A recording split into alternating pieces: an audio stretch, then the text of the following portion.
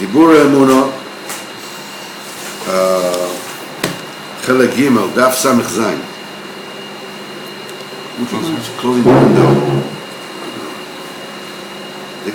They can't sleep. What's the problem with them? So early in the morning with the shtiyot, it's a building, they care about it. Anyhow, the main iskarvus of Reb Sender to Rabbeinu was through Reb Nachman Tulchina. You know, the Neman Bais of Reb Nosson. You know, he heard of Rabbeinu before, but the main iskarvus was through Reb Nachman Tulchina. That's the way it happened.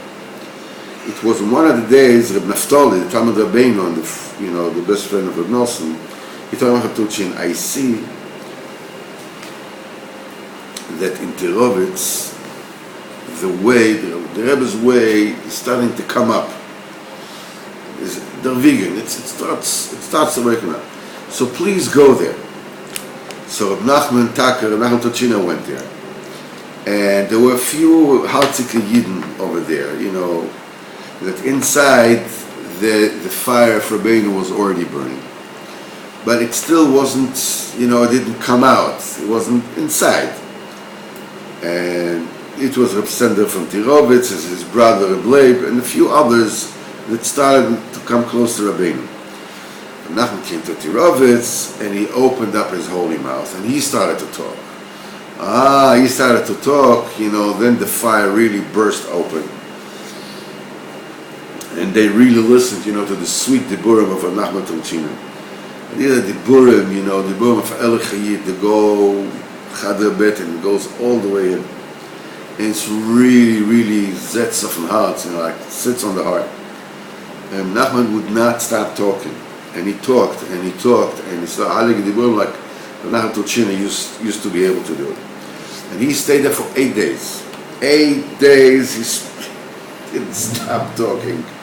The words of Hashem, and they came closer to him and closer to him, and they couldn't live without him. After 8 days, they ordered a taxi, they ordered a wagon to take him back, and they were still talking and speaking the Diburei Preda, of separation, and they can't leave him alone.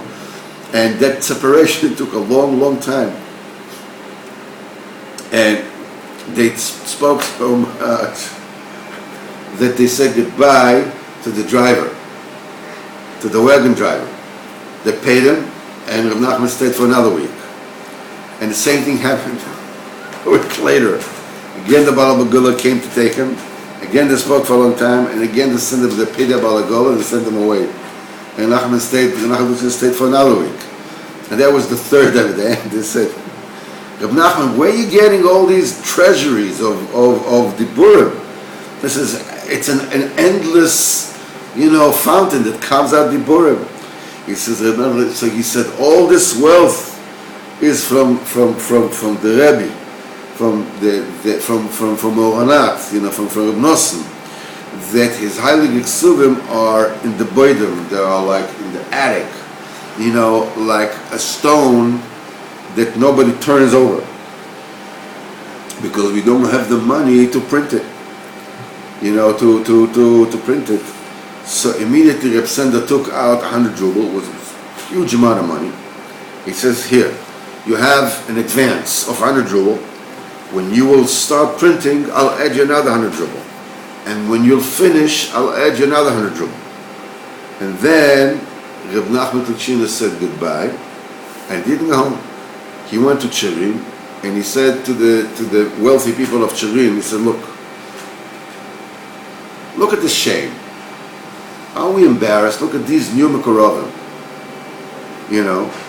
They haven't even tasted the Rebbe's time, and the Rebbe's of Reb Nosson, and they gave 300 rubles. And you're asleep. So immediately after this Diburim, there was the biggest errors, and they started printing the Kut Alohas. And they finished it in Shav Taf Reish Yud Hey. Mitzvah Hashem to be continued.